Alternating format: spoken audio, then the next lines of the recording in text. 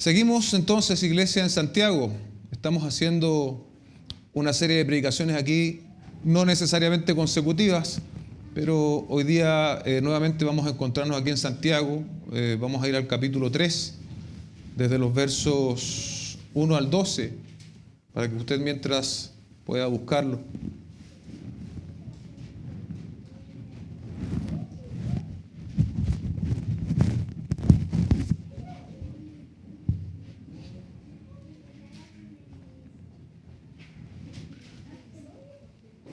El nombre de este mensaje es Nuestra lengua, edifica o destruye. Hasta este punto hemos visto 3 predicaciones muy prácticas en la epístola de Santiago: el propósito de la prueba de fe, hacedores de la palabra y la fe sin obras es muerta. Podríamos incluso hacer una línea secuencial aquí: el propósito de nuestra fe, como lo vimos en su oportunidad, produce paciencia. El resultado completo de la paciencia, dice el texto, es que hace de nosotros hombres y mujeres completos, maduros, capaces también de poner la palabra por obra. Ahí entonces somos hacedores de la palabra y hacemos que la obra se manifieste, así como el patriarca Abraham, ¿no?, en una disposición obediente, producto que hemos nacido por la palabra de verdad. Dicho esto, y en atención a lo que hoy día vamos a compartir, es evidente, ¿no?, que los destinatarios de Santiago tenían problemas con su lengua, ¿sí? Porque no es solamente en el capítulo 3 que él los exhorta, sino que, como habíamos visto hace un par de semanas, en 1:19 dice: sean prontos para oír, tardos para hablar, tardos para airarse. Entonces es algo que domina la carta, este tema del control de la lengua. Y en 1:26 también lo vimos. Dice: el creyente que no controla su lengua no practica una religión verdadera. ¿Sí? Es así de importante entonces el tema de la lengua en el contexto de Santiago. Y la experiencia propia, ¿no?, nos enseña que la lengua sigue siendo para nosotros algo muy difícil de dominar. Dice un comentarista: el poder del habla es uno de los poderes más grandes que Dios nos ha dado. Con la lengua el hombre puede adorar a Dios, orar, predicar la palabra, guiar a un perdido a Cristo. ¡Qué gran privilegio! Pero con la misma lengua puede decir mentiras que pudieran arruinar la reputación de alguien o destrozar su corazón. El pecado de hablar mal de los demás es, aún entre los creyentes, uno de los más comunes. Por ello es que esta mañana debemos atender a lo que Dios nos va a decir a través de su palabra, porque ciertamente necesitamos corrección, cual más, cual menos, en este sentido. Leamos el texto bíblico. Dice: hermanos míos, que no se hagan maestros muchos de vosotros, sabiendo que recibiremos un juicio más severo, porque todos fallamos muchas veces. Si alguien no falla en lo que dice, es un hombre perfecto, capaz también de refrenar todo el cuerpo. Ahora bien, si ponemos el freno en la boca de los caballos para que nos obedezcan, dirigimos también todo su cuerpo. Miren también las naves, aunque son tan grandes e impulsadas por fuertes vientos, son, sin embargo, dirigidas mediante un timón muy pequeño por donde la voluntad del piloto quiere. Así también la lengua es un miembro pequeño y, sin embargo, se jacta de grandes cosas. Pues, ¿qué gran bosque se incendia con tan pequeño fuego? También la lengua es un fuego, un mundo de iniquidad. La lengua está puesta entre nuestros miembros, la cual contamina todo el cuerpo y es incendiada por el infierno e inflama el curso de nuestra vida.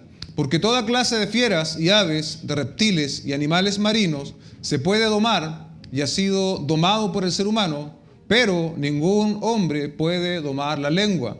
Es un mal turbulento, lleno de veneno mortal. Con ella bendecimos a nuestro Señor y Padre, y con ella maldecimos a los hombres que han sido hechos a la imagen de Dios. De la misma boca proceden bendición y maldición.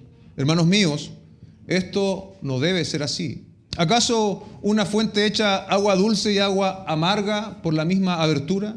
¿Acaso, hermanos míos, puede una higuera producir aceitunas o una vid higos?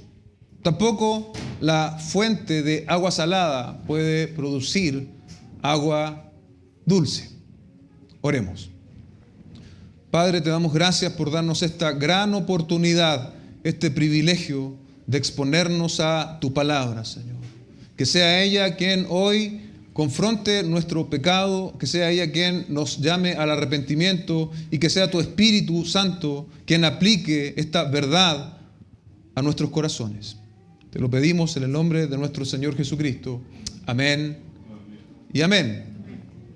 Vamos a dividir esta predicación en 3 puntos. El primero de ellos, la lengua, un pequeño gigante. ¿Qué quiero decir con esta expresión? Que es pequeño en tamaño, pero es grande en repercusiones, es grande en consecuencias. El versículo 1 dice: hermanos míos, no se hagan maestros muchos de vosotros, sabiendo que recibiremos un juicio más severo. Usted y yo sabemos que es Dios quien llama a ser maestro. Esto es un don. Dios da dones a su iglesia y el ejercicio del don en particular que Santiago está hablando aquí es ese don de maestro. Y advierte que este don trae aparejado, ¿no?, un juicio más severo. ¿Por qué tiene un juicio más severo? Porque a quien más se le da, más se le demanda. Lucas capítulo 12, verso 47 al 48 dice: y aquel siervo, escuche bien, que sabía la voluntad de su Señor y que no se preparó ni obró conforme a esa voluntad, recibirá muchos azotes. ¿Se da cuenta? Muchos azotes. Vemos entonces de manifiesto una proporcionalidad. El que sabe la voluntad y que no obra conforme a ella, ese va a recibir muchos azotes, mucho castigo. El verso 48 dice: pero el que no la sabía e hizo cosas que merecían castigo será azotado poco. Y aquí vuelve sobre esta idea, dice: a todo el que se le haya dado mucho, mucho se demandará de él. Y al que mucho le han confiado, más le exigirán.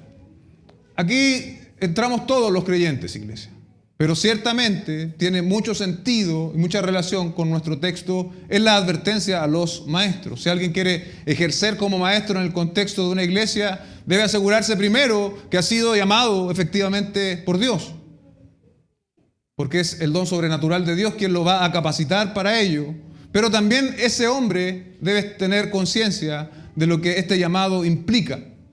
El maestro bíblico no es como un profesor de la universidad que imparte su materia, da su clase de 45 minutos o más y luego se marcha a su casa para vivir la vida que él quiera hacer.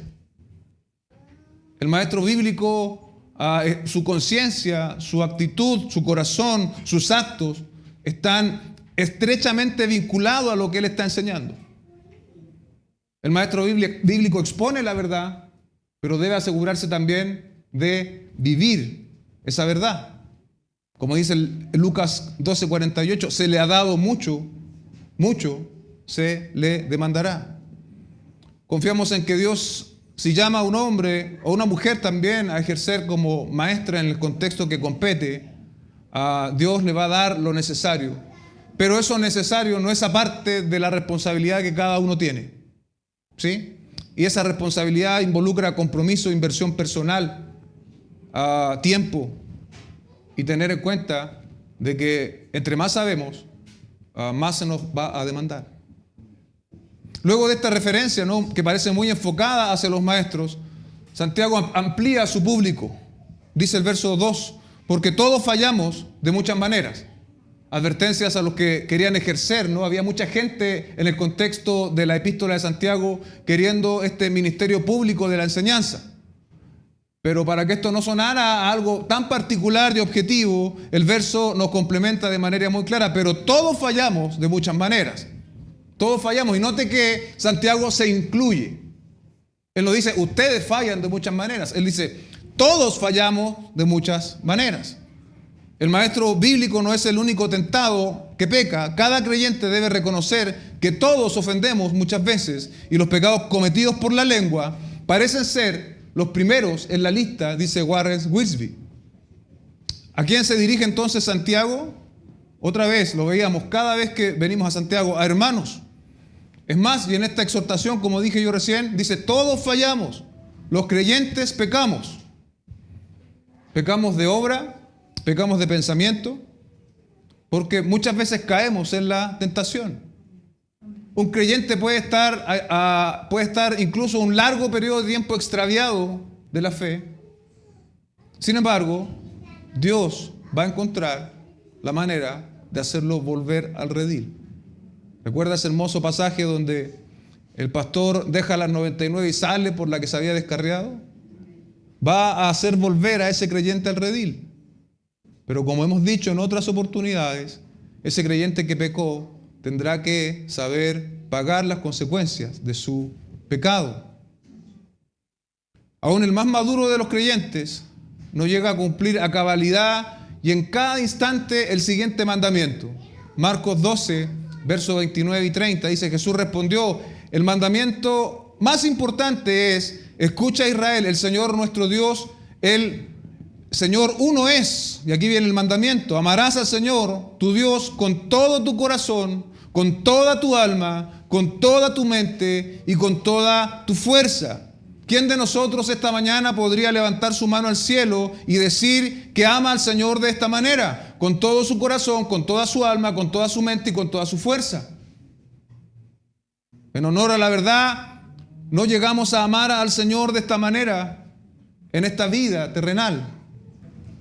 Ninguno de nosotros. Pero no significa que no debemos procurarlo.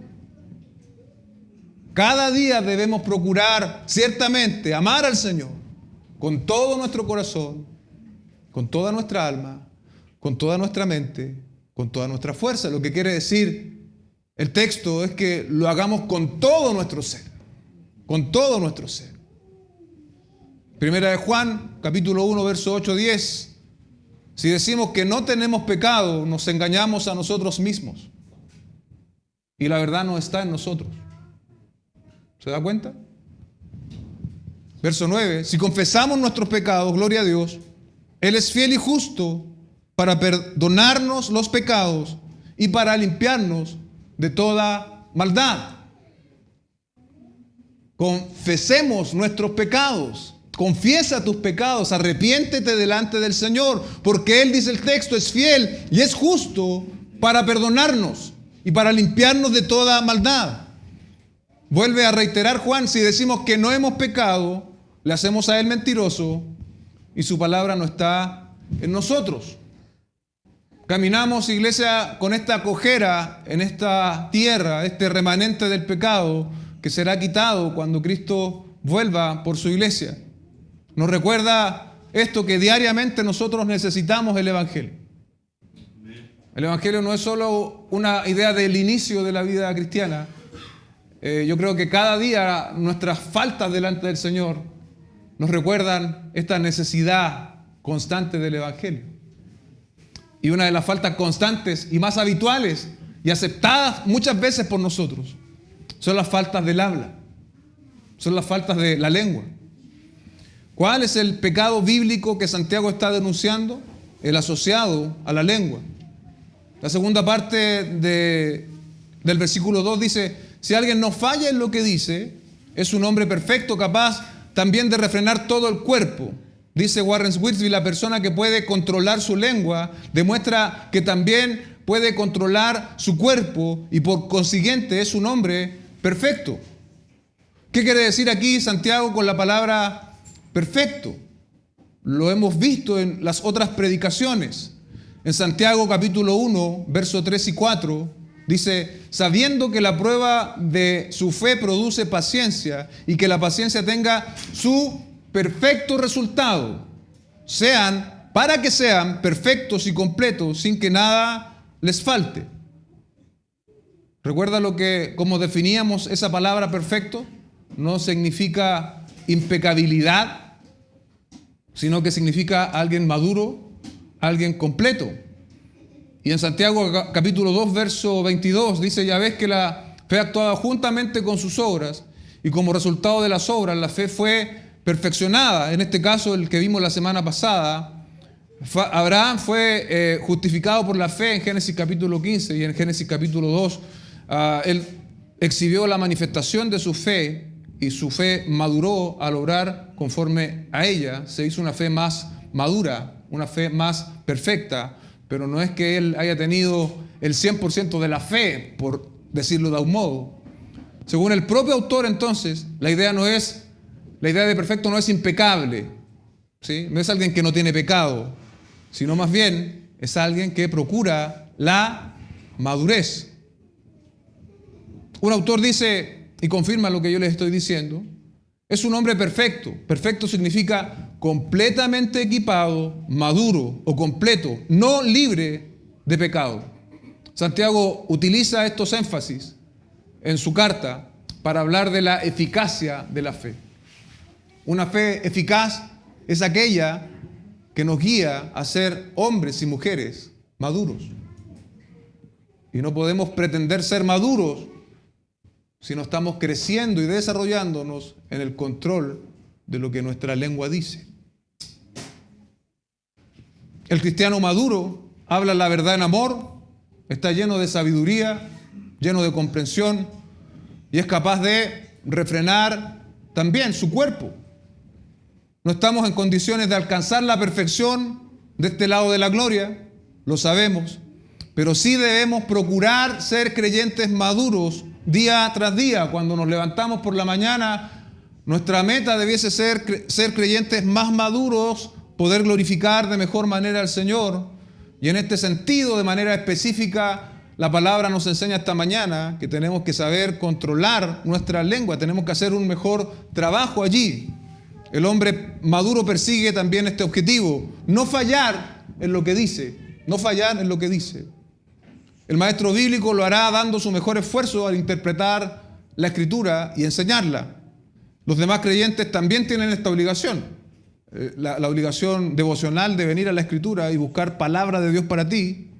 Eso es transversal. Pero como dije antes, el maestro bíblico tiene una responsabilidad un poco mayor en ese sentido. Ahora, maestro bíblico y toda la iglesia en general debemos dominar nuestra lengua. Y que exprese consistencia con la nueva naturaleza que hemos recibido al nacer de arriba. Santiago, el mismo Santiago, capítulo 3, verso 2, pero de la NTV, tal vez nos puede dar más luz al respecto. Dice esta traducción: todos cometemos muchas faltas. ¿Quién entonces es una persona madura? Solo quien es capaz de dominar su lengua y de dominarse a sí mismo. La persona madura es una persona capaz de dominar su lengua y capaz de dominarse a sí mismo. ¿Se equivoca Santiago al relacionar los pecados de la lengua con los que se cometen con todo el cuerpo? No, dice Warren Wiersbe, porque las palabras generalmente conducen a los hechos. Tener dominio propio contempla entonces a refrenar nuestra lengua. ¿Y cómo luce alguien que tiene dominio sobre su lengua? Es quien sabe tanto qué decir, cuándo hablar, cuándo callar y también la forma de decirlo. Nosotros debemos ser emisarios de la verdad, pero tenemos que saber cuándo decir la verdad y la manera más edificante de también poder decirla. Somos personas entonces maduras. Debemos mostrarlo en nuestro actuar, bien digo, y en nuestro hablar. Recordemos que el dominio propio es un fruto del Espíritu. Los dones los da Dios soberanamente, pero el fruto del Espíritu debiese ser una característica de cada creyente. El pecado ciertamente es un estorbo para nuestra madurez. Este pecado de no tener el control sobre nuestra lengua nos impide alcanzar la madurez. Y la manifestación de pecado más frecuente entre nosotros, o una de las más frecuentes, es el hablar de más. En su forma habitual, Santiago pasa a poner ejemplos en los versículos 3 y 4. Leamos el versículo 3 y 4. Dice: ahora bien, si ponemos el freno en la boca de los caballos para que nos obedezcan, dirigimos también todo su cuerpo. Miren también las naves, aunque son tan grandes e impulsadas por fuertes vientos, son, sin embargo, dirigidas mediante un timón muy pequeño por donde la voluntad del piloto quiere. Amén. Ambos ejemplos, tanto el de el freno en la boca del caballo como el timón de una nave, ¿no?, son hasta este punto neutros. Santiago no está imponiendo algo pecaminoso, algo bueno, algo malo, al tema que está exhibiendo a través de estos ejemplos. Está, en el fondo, representando la importancia de la lengua. Para el judío, en la época En su época eran naves, cuando habla de naves, impresionantes, grandes barcos, dice un estudioso, que llegaban con abundante carga y numerosa gente, tal como evidencian las descripciones en el libro de Hechos. Lo recuerda ahí en el naufragio del apóstol Pablo en Hechos 27. El caballo es un animal de gran envergadura física. Todos hemos visto un caballo, ¿cierto? Hasta los nacidos y criados acá en Santiago. De una potencia considerable. Pero son controlados ¿con qué dice el texto? Con un pequeño freno en su boca. En el caso de las naves, con un pequeño timón. Y van a surcar tormentas, vientos, a través de la conducción de un pequeño timón. Un caballo sin control es un verdadero problema. Mientras preparaba el mensaje me acordé de algo que me sucedió cuando yo era niño. Aquí están mis papás. No recuerdo, yo tenía menos de 10 años. Y me montaron en un caballo. Fuimos a visitar parientes en el sur. Y bueno, a mí siempre lo heredé de mi padre. Yo creo me han gustado los animales, por algo estudié lo que estudié. Y bueno, me subí al caballo. Parece que estaba a pelo ese caballo, así nomás. No tenía ni montura. Y en eso iba, recuerdo, mi padre, este tío político, que era casado con una prima de mi madre. Mi mamá parece que iba más atrás, conversando. Y el caballo se desbocó, como se desbocó se dice, ¿no? Salió corriendo. Y mi papá y mi tío tratando de controlar al caballo, obviamente no iban a poder contra el caballo. Yo lo tengo la imagen vívida en mi cabeza, fue algo que me impactó mucho. Y ellos me decían que saltara. Yo no recuerdo si salté o me caí. El asunto es que ahí había unos sembradíos y me fui para el lado y salvé. El caballo iba en galope, descontrolado, y caí hacia el lado. No me pasó nada, no me fracturé, no me pasó nada, por la providencia del Señor. Ese caballo estaba desbocado, no tenía un freno en su boca, no podía ser dirigido y podría haber causado un gran accidente. Así una lengua descontrolada también puede causar mucho daño, tanto al que emite como al resto de los que están escuchando. ¿Qué decir de estas naves sin timón en medio de una tempestad cuando arrecia? O simplemente una nave sin timón en medio del océano, está prácticamente a su suerte, sin dirección. Así nuestra lengua sin control, sin sujetarse, es capaz de provocar todo tipo de daño a su paso. Y tú y yo, amados hermanos, somos responsables de lo que decimos y cómo lo decimos. Podemos ser de bendición, pero también podemos traer destrucción. Al referirse al freno y al timón, Santiago presentó dos cosas que, aunque pequeñas, dice Wiersbe, lo mismo que la lengua, tiene gran poder. Un pequeño freno permite que el jinete controle la fuerza del caballo y un pequeño timón permite que el piloto dirija un enorme caballo. Ponga atención, la lengua es un pequeño miembro del cuerpo, pero posee el poder de realizar grandes hazañas. Grandes hazañas. Nuestro texto dice, se jacta de grandes cosas. Y la NTV traduce esto, y lo mismo pasa con nuestra lengua, es una de las partes más pequeñas de nuestro cuerpo, pero es capaz de hacer grandes cosas. Creo que ahí se ajusta mejor a la intención porque nos está diciendo que la lengua es capaz de traer bendición cuando se utiliza en conformidad a la voluntad del Señor y también destrucción cuando le damos rienda suelta, cuando no ejercemos dominio propio sobre ellas. Es capaz entonces, iglesia, de hacer grandes cosas para bien y también grandes cosas para mal. Para bien cuando, por ejemplo, predicamos el Evangelio. Para bien cuando consolamos a un hermano que está pasando un tiempo difícil. Cuando compartimos la palabra. Para mal cuando en medio de una discusión acalorada, ofendemos a nuestra esposa o a nuestro esposo, según sea el caso. Cuando maltratamos a nuestros hijos con palabras ofensivas porque ya nos sobrepasaron en paciencia. Para bien cuando somos personas agradecidas con Dios. Nuestra gratitud al Señor debe verbalizarse, hermanos. Debemos darle gracias diariamente al Señor, por ejemplo, en nuestra oración.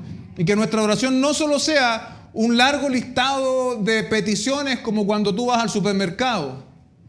sino que vengamos al Señor también con gratitud, pero también con gratitud hacia el prójimo, para aquel que te atiende en el banco, para la cajera del supermercado, al que recolecta la basura, al que te pide limosna en la esquina. Ocupamos la lengua para mal cuando los hijos son contestadores y falta de respeto con los padres. Como si casi estuviesen hablando con un compañero del colegio, de la universidad. Es un mal uso de la lengua. El Salmo 141, versos 3 y 4 dice: Señor, pon guarda a mi boca, vigila la puerta de mis labios. No dejes que mi corazón se incline a nada malo para practicar obras impías con los hombres que hacen iniquidad. Mira la seriedad con la cual el salmista ve esto. No dejes que mi corazón se incline a nada malo para practicar obras impías con los que hacen iniquidad. Y termina diciendo: y no me dejes comer de sus manjares. Esa figura es bastante llamativa. Encuentran deleite en el chisme. Usted sabe que cuando uno hace deporte se liberan endorfinas, sustancias químicas que hacen que uno se sienta bien. Hay muchos parece que tienen el chisme y el hablar mal como un verdadero deporte, porque parece ser que les hace sentir bien y llega a ser, como dice el Salmo, llegan a encontrar deleite, como si eso fuese un manjar, algo deseable. Líbrenos el Señor de aquello. Hermanos, Mateo capítulo 12, verso 34, el Señor hace un diagnóstico sobre los fariseos cuando ellos le acusaron que estaba expulsando los demonios por Belcebú.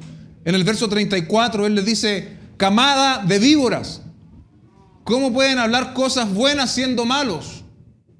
Porque de la abundancia del corazón habla la boca. De la abundancia del corazón habla la boca. Cuando Cristo es el Señor de nuestro corazón, eso debe ser demostrado por lo que hablamos. Quienes han nacido por la palabra de verdad, como dice el propio Santiago, procurarán, o procuraremos, mejor dicho, andar en consistencia a esta nueva naturaleza. Ayúdenos entonces el Señor a ser de bendición, de edificación, de exhortación, de corrección a través de nuestra lengua. El segundo punto de nuestra predicación esta mañana es la lengua destructora e indómita. Aquí pasa Santiago a graficar algo ya en términos más negativos. Era lo que estaba pasando en el contexto original. Dice el verso, aquí incluí el verso 5 en su parte B, en signos de exclamación, dice: pues que grande bosque se incendia con tan pequeño fuego. Hemos visto, sobre todo con más fuerza en los últimos años, en las noticias, cómo hay múltiples incendios. Hubo hace poco en Viña del Mar, la zona de Valparaíso, un gran incendio. Me acuerdo que tuve la oportunidad de ir de vacaciones y mientras llegaba a Viña del Mar era impactante ver la destrucción que había dejado el fuego a su paso.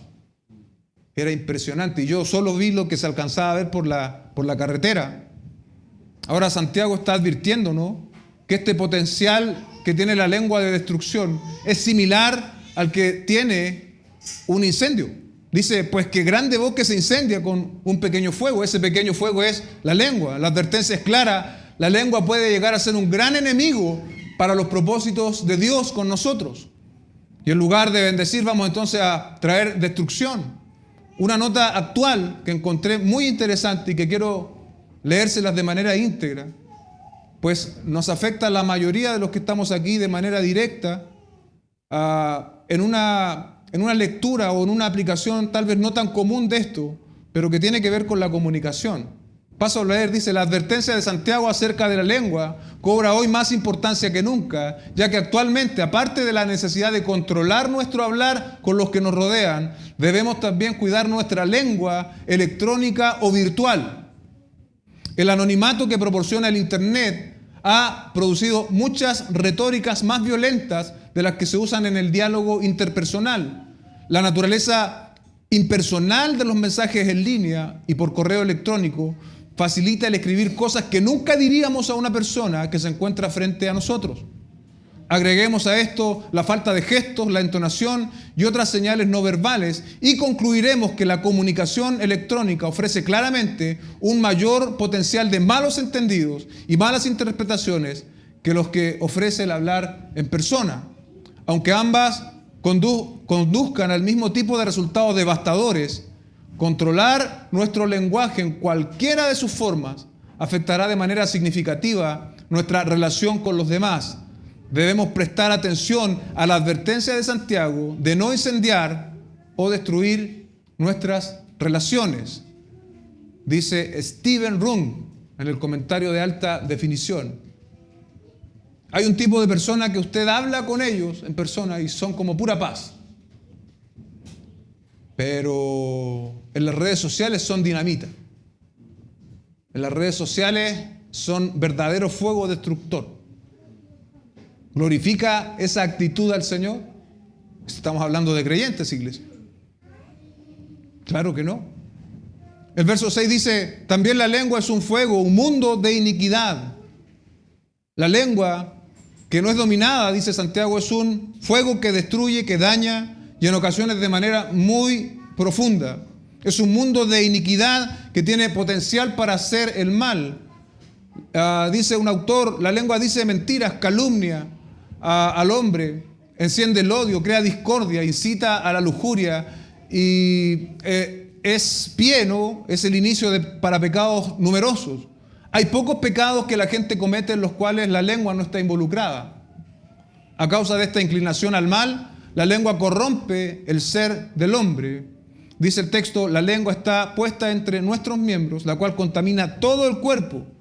Es incendiada por el infierno e inflama el curso de nuestra vida. La lengua es uno de los miembros con capacidad y potencial para contaminar el resto del cuerpo. Eso es lo que está diciendo Santiago. En consecuencia, o algo muy claro, ¿no? No podremos deshacernos de nuestra lengua como creyentes. Lo que nos queda entonces es someterla. Lo que nos queda es controlarla. Dice que es encendida por el infierno. No sé si esto le llama la atención. Santiago está aquí vinculando a la lengua con algo que ninguno de nosotros quisiera estar. Si yo le pregunto a usted, ¿quién quiere ir al infierno? Y dice que es encendida por el infierno. Aquí hay una connotación hebrea del término que es Gehenna. Gehenna es el valle del hijo de Hinnom, fuera de Jerusalén, en el Antiguo Testamento. Ahora, inicialmente el Gehenna era un lugar donde se ofrecían sacrificios a Moloch, ¿sí? Más tarde se quemaba allí la basura en los tiempos del Nuevo Testamento. Con el pasar del tiempo, este término adquirió otro significado en los evangelios. Era el lugar del castigo en la próxima vida, que es lo que nosotros entendemos hoy, ¿no? Como infierno, como el Gehenna. Es el símbolo, es la palabra que se refiere al lugar donde reside el demonio y en la cual, bien digo, está confinado para los perdidos. ¿Qué nos quiere decir Santiago?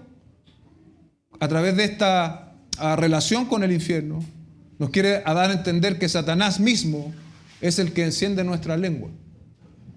Ahora, sin estar nosotros poseídos por el demonio, ¿sí?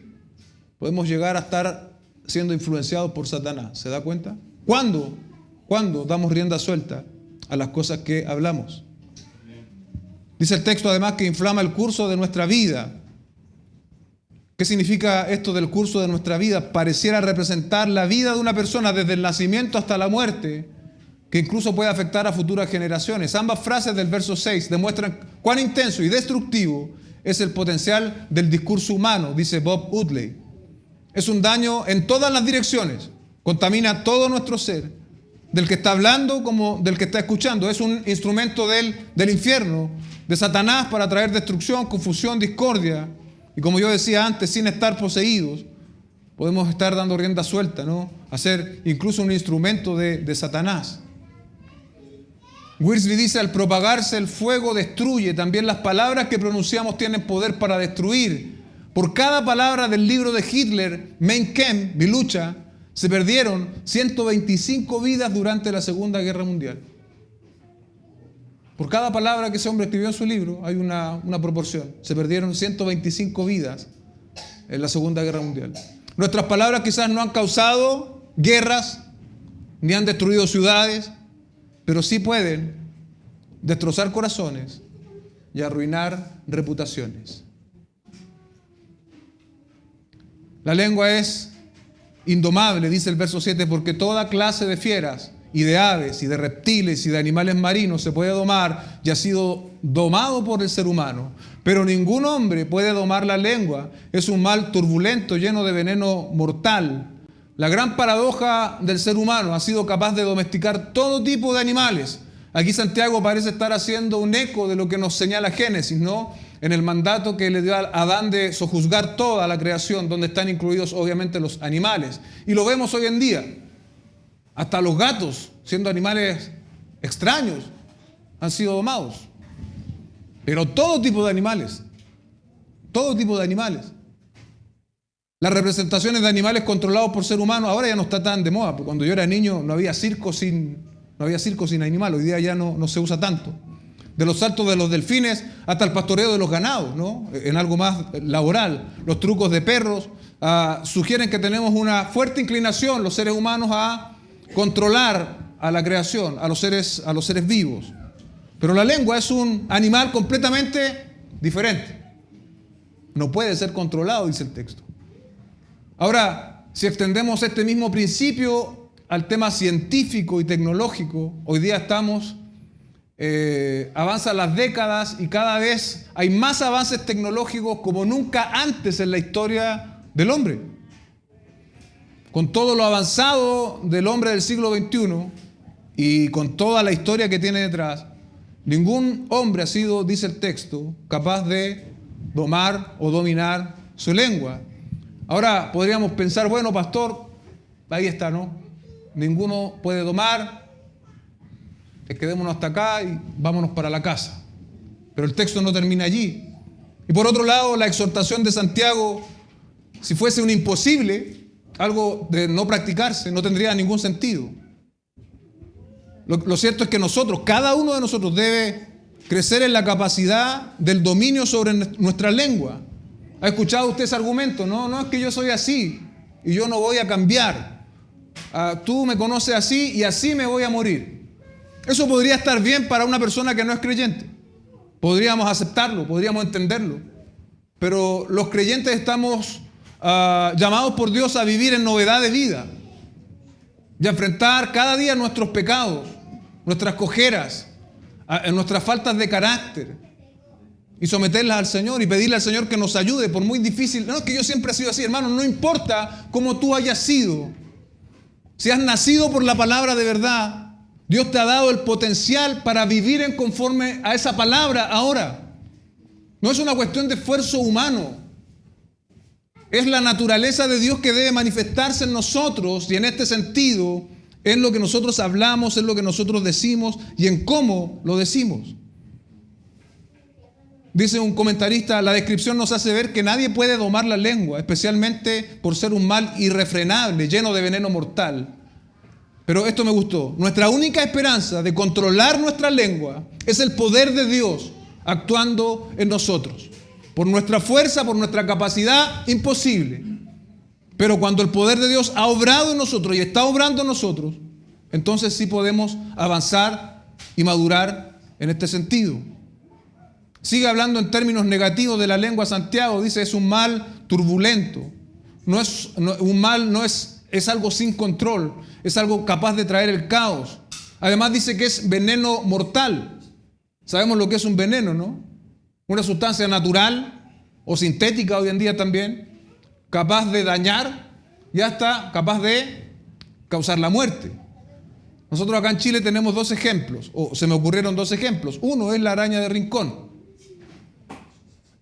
Puede llegar a causar la muerte de una persona. Y si no te causa la muerte, te deja una herida bastante fea. Y lo que yo he escuchado también, que eso es mucho más grave incluso, la gente que come hongos silvestres, que son hepatotóxicos, es decir, que te matan el hígado. Hace unos meses una familia andaban incursionando en el sur y tuvieron la idea de tomar de estos. De los 3, creo que 2 habían muerto y el último, que estaba un poco mejor, estaba esperando trasplante de hígado. Es así de serio el asunto. Es así de serio el veneno. Santiago nos está diciendo que nuestra lengua tiene un veneno mortal. Está llena de veneno mortal. Imagínate. Nuestras palabras pueden matar metafóricamente a una persona, incluso predisponernos a nosotros mismos. Nunca vas a madurar. Tú no sirves para nada. Yo nunca voy a perdonar. Todas estas expresiones que usan absolutos, escúcheme bien, siempre, nunca, todo, nada, debemos usarlas con mucho cuidado. No como creen en alguna religión que se van porque está decretando, no, nada que ver con eso. Pero tenemos que utilizarlas con mucho cuidado, con mucha sabiduría, porque si bien no es que porque tú las digas se van a cumplir, sí pueden traer mucho daño, sí pueden llegar a ser un veneno mortal. Entonces, siempre, nunca, todo, nada, pidamos sabiduría al Señor. Y un consejo práctico para todos nosotros es que cuando estemos enojados, saquemos estas palabras de nuestro vocabulario, porque podemos llegar a arrepentirnos. Tal vez un ejercicio, ¿no? ¿Cuántos recuerdan la última vez que este tipo de veneno salió de nuestros labios? Hubiésemos deseado no hacerlo, ¿cierto? Hubiésemos deseado no hacerlo. ¿Acaso hemos conocido a alguien que nunca habla ni nunca ha hablado fuera de tono o con malas intenciones, con engaño, con exageraciones o con pequeñas distorsiones de la verdad? ¿Realmente existe alguien cuyas palabras son siempre edificantes? Me temo que no. Gracias a Dios por aquellos creyentes maduros que han avanzado mucho en este terreno, y esa es la intención que Dios tiene con nosotros. Pero aún ellos confesarían que todavía están lejos del ejemplo de aquel que no hizo pecado, ni fue hallado engaño en su boca, quien cuando era maldecido no replicaba con maldición y padeciendo no amenazaba. Ese es el ejemplo que el Señor nos ha dado. En Cristo hay, iglesia, perdón, hay restauración para todas estas cosas que yo he mencionado, pero también hay prevención, también hay instrucción para de aquí en adelante poder evitarlo. Una oración que Dios siempre va a contestar es aquella que busca vivir en conforme a su voluntad. Si tú tienes serios problemas para dominar lo que dices, tú puedes pedirle al Señor que te ayude. Y el Señor te va a ayudar porque estás pidiéndole conforme a su voluntad revelada. Saca de tu cabeza y de tu vocabulario es que yo soy así, es que siempre he sido así. Los creyentes estamos llamados por Dios a vivir vidas santas, de santificación de manera progresiva. Ir avanzando en la fe, ir avanzando, ir desarrollándonos, ir siendo hombres y mujeres cada día más maduros. Señor, ayúdanos a controlar nuestra lengua. El último punto, entre los versos 9 al 14, resistamos la hipocresía.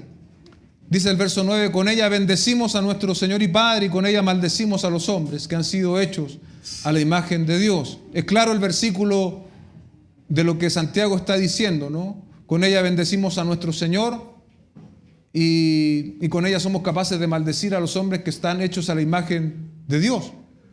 El servicio o en el servicio nuestras palabras pueden ser santas, adecuadas. Aquí son calibradas al contexto. Pero ¿qué pasa cuando nuestro servicio termina? ¿Qué pasa en nuestra cotidianidad? ¿Son igualmente santas nuestras expresiones y nuestras palabras? Cuando te tiran un auto encima, en la calle. Cuando el jefe te trata con un tono inadecuado. O en todas esas situaciones que te hacen perder los estribos. ¿Cómo nosotros nos expresamos? La palabra nos recuerda algo muy importante, y es que cuando hablamos o cuando le gritamos a otra persona, sea esta creyente o no, lo estamos haciendo contra alguien que tiene la imagen de Dios. Y eso tal vez nos puede ayudar mucho a nosotros. Cada vez que tú maltratas a alguien verbalmente, humillas a alguien verbalmente, le gritas a alguien, estás haciéndolo con alguien que tiene la imagen de Dios. La relación de Santiago es directa. En el servicio bendecimos a Dios y cuando nos enojamos maldecimos a los hombres que están hechos a la semejanza de Dios. Cuando estemos en medio de una situación álgida, difícil, en las cuales normalmente vamos a reaccionar mal, recordemos esto: la persona que está enfrente nuestro tiene la imagen de Dios, ese mismo Dios que nosotros decimos venerar y adorar con nuestras vidas. A esos hombres que nos ofenden, también tenemos que bendecirlos. Y recordemos el ejemplo de nuestro Señor Jesucristo. Mira, Isaías 53:7, fue oprimido y afligido, pero no abrió su boca. Fue oprimido y afligido, pero Él no abrió su boca. Como cordero es llevado al matadero, y como oveja que ante sus trasquiladores permanece muda, Él no abrió su boca. Nuestro argumento suele ser, es que esto es injusto. Bueno, no hay nada más injusto en la historia de la humanidad que el castigo que sufrió nuestro Señor Jesucristo. Por lo tanto, la injusticia no es razón para dar rienda suelta a las ofensas. Mateo 11 y 12 dice: bienaventurados serán cuando los insulten y persigan y digan todo género de mal contra ustedes falsamente por causa de mí. Regocíjense y alégrense, porque la recompensa de ustedes en los cielos es grande, porque así persiguieron a los profetas que fueron antes de ustedes. El verso 10 concluye, ¿no? Dice: de la misma boca proceden bendición y maldición. Hermanos míos, otra vez recordando, ¿no? Hermanos míos, esto no debe ser así. La potencialidad de maldad que tiene la lengua, ¿no? Que está llena de veneno mortal. Nuevamente le dice Santiago: hermanos míos, ¿sí? Como recordemos que somos hermanos, recordemos que somos personas renovadas por Dios, nacidos por la palabra, no somos como el resto de las personas. Actuar de esta manera es una ilustración de la fe sin obras. ¿Se acuerda de lo que compartíamos? Alguien que por un lado bendice y por otro lado maldice es una persona que está dando cuenta de una fe sin obras. Quienes nacen por la palabra deben estar en un proceso de madurez constante, creciendo a la imagen de Dios.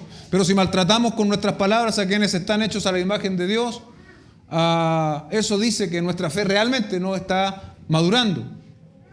La lengua que bendice al Padre y luego maldice al hombre que fue creado a la imagen de Dios necesita desesperadamente la medicina espiritual. Para algunos es muy fácil cantar himnos durante el culto de adoración y después del servicio, de regreso a casa, discutir y pelear todo el camino. Hermanos míos, esto no debe ser así. Somos hermanos, ¿saben virtud de quién? ¿Quién nos ha hecho hermanos? La obra de Cristo. Hermanos míos, esto no debe ser así. Santiago 1:18, en el ejercicio de su voluntad, Él nos hizo nacer por la palabra de verdad para que fuésemos las primicias de sus criaturas. Si fuese por nuestra capacidad para domar o dominar nuestra lengua, ciertamente fracasaríamos, pero gracias a Dios que es por Él, por esa nueva naturaleza que Él ha puesto en nosotros, que opera en nosotros. En el mundo es normal, de hecho hoy día está muy de moda. Tus derechos, lo que tú te has ganado, nadie te puede pasar a llevar. En el mundo se defiende esto, se aplaude. La ofensa, la grosería, mentir es normal. Si hay algo bueno para obtener y tienes que mentir un poco, tienes que falsear un poco tu currículum, decir cosas que nunca has hecho, pero vas a obtener el trabajo. El fin justifica los medios. Es el principio con el cual este mundo se mueve. Pero para nosotros no debe serlo, iglesia. Para nosotros no debe serlo.